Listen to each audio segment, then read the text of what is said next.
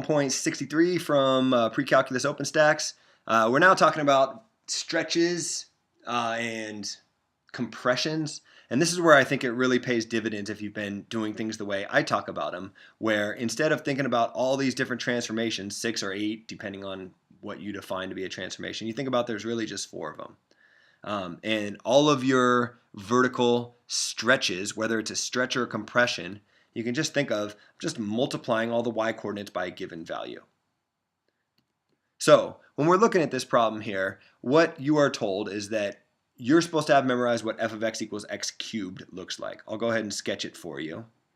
If you don't have it memorized, you can always kind of come up with it by just putting numbers in here. If I put 0 in, 0 cubed is 0, 1 cubed is 1, 2 cubed is 8, so it goes way the hell up here.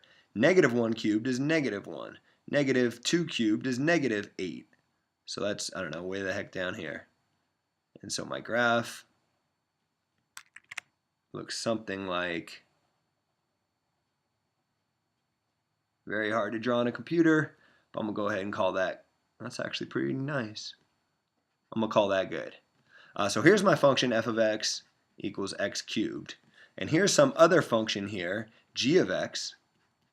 And the question is, what is it? Well, it gives me a little bit of a hint in here. First of all, I'm supposed to be recognizing a vertical stretch. So you might be able to get here, well, it would be hard to do. You could try to get to the end point by either a vertical or a horizontal stretch. Because you think about it by kind of stretching everything out this way, or kind of stretching everything up, or kind of compressing in this case this way. But since it does tell me vertical, all that I have to do is look for some points on this graph. Well, I got 0, 0, but that doesn't really help me at all. I have a point right here, right, under 1, but it's hard to tell what this height is right here. It looks to be some fractional value. You could try to estimate it, but it's not a good idea. However, here, I have a point at 2, 2. And this will be the very important point. This will be the point I need. Because this is where this point up here ended up. Right? This is just a vertical transformation. So I'm not affecting the x coordinate at all. So this point, whose x coordinate is 2, is going to remain at 2. The y coordinate used to be 8. Now the y coordinate is only 2. Y coordinate changed from 8 to 2. So what transformation did I do? Well, it's definitely something vertical, so it's got to be one of these two. Just based on the section of the book it's in, you might be able to tell that it's this one. But I want to make the claim that it couldn't possibly be this one. And you're like, why couldn't it be? Why couldn't a be equal to negative 6? Because 8 minus 6, 8 plus negative 6 is 2. So that would move this point to this point. However, that would not have left this point fixed.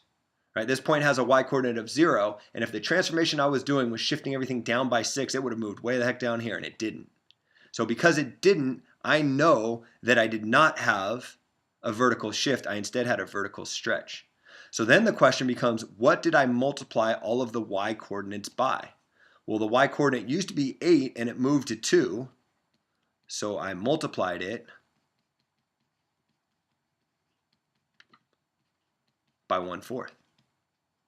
And so what that means is that playing the role of b in this equation, what I multiplied all the y coordinates by is the number 1/4. So what that means is this graph, I guess this should be in blue, is a graph of the function 1/4 times x cubed. And this graph that I go on here. And you can verify if you want that that works for some other points as well, and it will. But really, I don't even need to. Just by looking at this point and the origin here, I know everything I need. I recognize that I have this vertical stretch going on, and that playing the role of b in my notation is 1/4.